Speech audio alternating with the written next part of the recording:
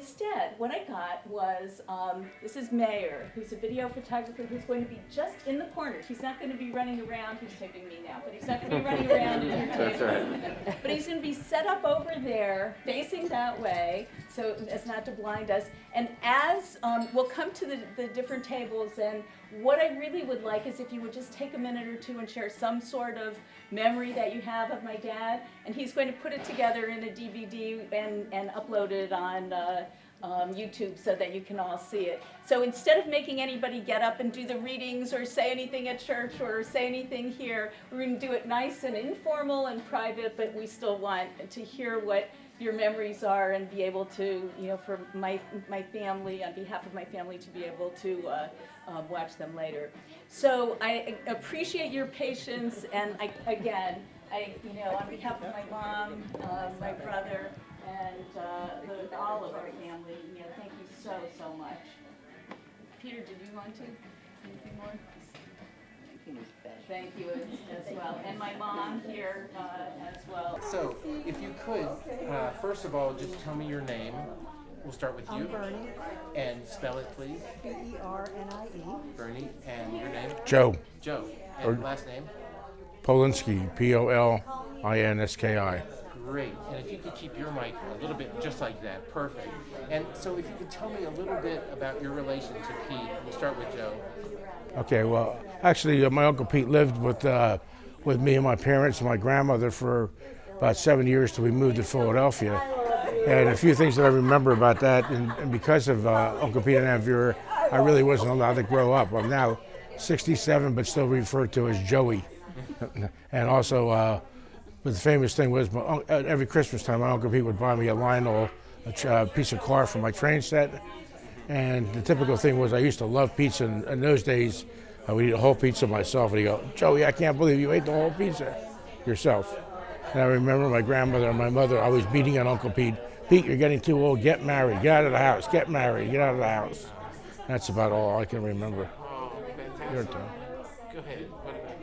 Okay, Uncle Pete, first I want to thank you for embracing me as an outlaw in the family. When I married Joe, you weren't like an uncle, you were like an old friend.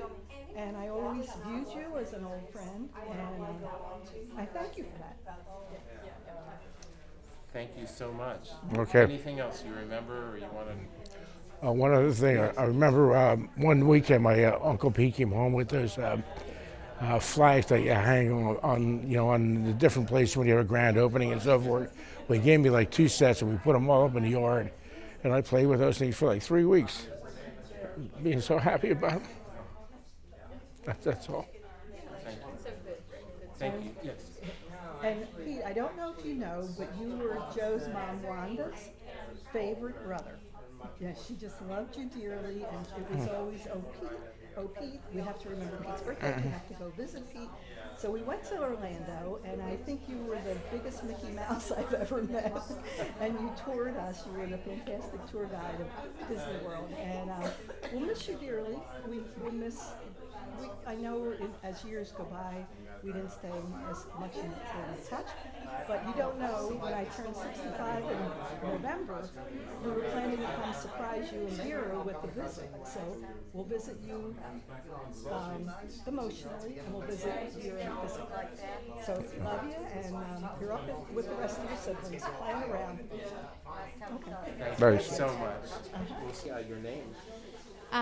My name is Kalina Moreland. And can you spell Kalina? C-A-L-I-N-A. Kalina, and last name? Moreland, M-O-R-E-L-A-N-D. And Kalina, can you tell me your memory of Uncle Pete? Oh yeah. Well, my main memories is just every day I'd walk into the house and I'd see him sitting there on his little couch, and he'd always be so cheerful and happy. And I remember he'd just sit there and go, "Hey, how's school going? How's life?" And he's so sweet about everything. He'd always hug me and give me a kiss.